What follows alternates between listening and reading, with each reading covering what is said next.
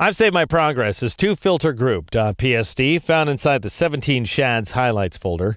So called because I have two filters, G-Blur and High Pass, inside of a group to which I've applied a luminance mask. But it's not quite right so far. I'm looking at the scene thinking, okay, his face is really striking, volumetric detail, totally coming at you, all kinds of depth going on. The sky is rich with information. The sea is also very interesting. The ground, whatever, it's the ground. His shirt is so boring at this point. What can we do?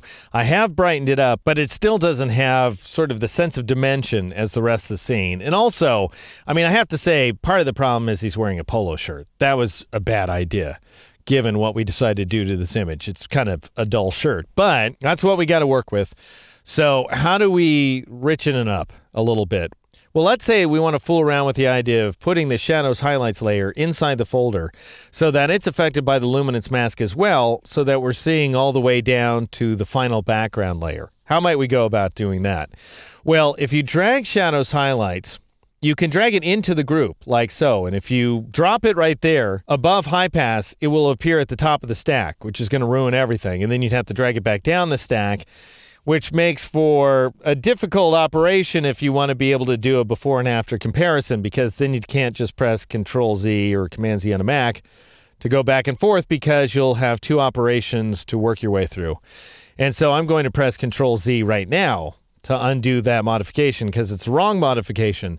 If you just want to throw a layer at the bottom of a group, and this may seem strange that it works this way, you grab that layer and you just drag it onto the folder. As soon as you drop it onto the folder, then it goes right to the bottom of the stack. That's just the way it works.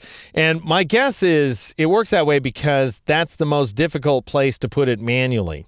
So you can easily drop it in any other location, but to put it at the bottom of the stack, the easiest thing to do is just drop it on the folder.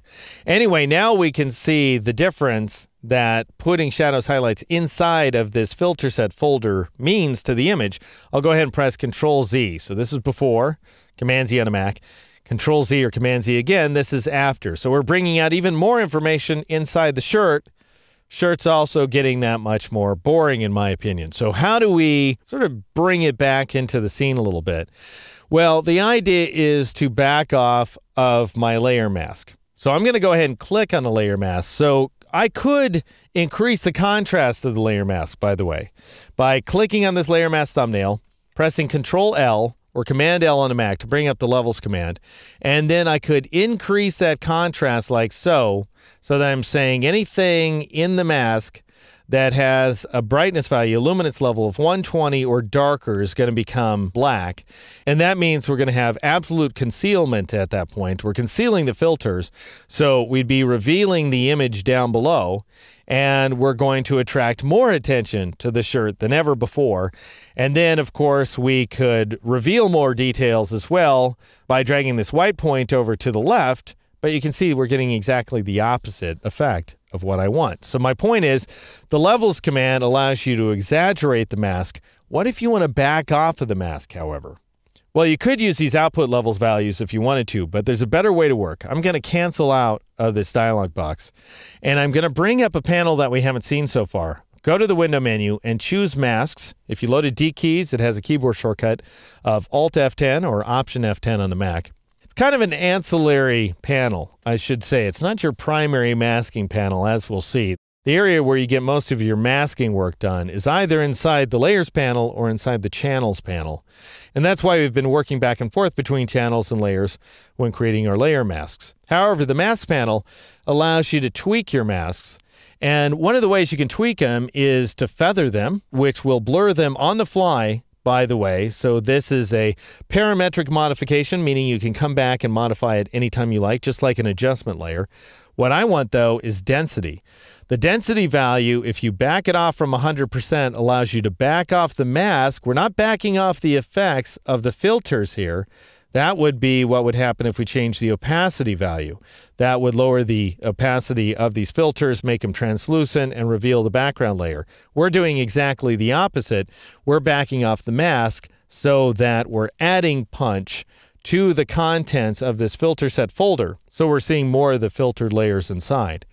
Anyway, you can take this density value all the way down to 0, at which point you're going to totally lose the contents of your layer mask. It's going to turn absolutely white and therefore reveal everything. So we're just seeing the filtered images. Notice, by the way, that I can now do something else. I could sort of play around with the background layer, do whatever I want to, switch the order of these layers, go to another image, take a coffee break, whatever, then go back to my layer mask. It's still there. It's just that for the moment, I've chosen to hide it. I could come back to my mask panel just by clicking on that little mask icon in my column of icons right there. And then I could change that density value again to bring the mask back because it's still there. I just want you to notice this density value is forever editable.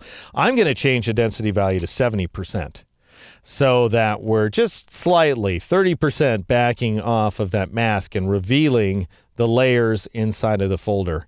Then hide that mask panel, and there we are. That's our final effect. So just to compare what we've managed to do here, I'll press the F12 key, and that will restore the save version of the twofiltergroup.psd with the darkest shirt. That's a little bit boring.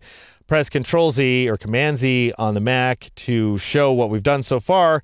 Shirt's actually a little darker now than it was before, but it's also, I think, a little more in keeping with the rest of the scene, and we have what amounts to a very nicely corrected image, in my opinion. This is the original, if I Alt-click or Option-click on the eyeball in front of the background layer, and this is the modified view of the scene. Actually, let me go ahead and switch to the full screen view here. I'm pressing Shift-F and zooming in.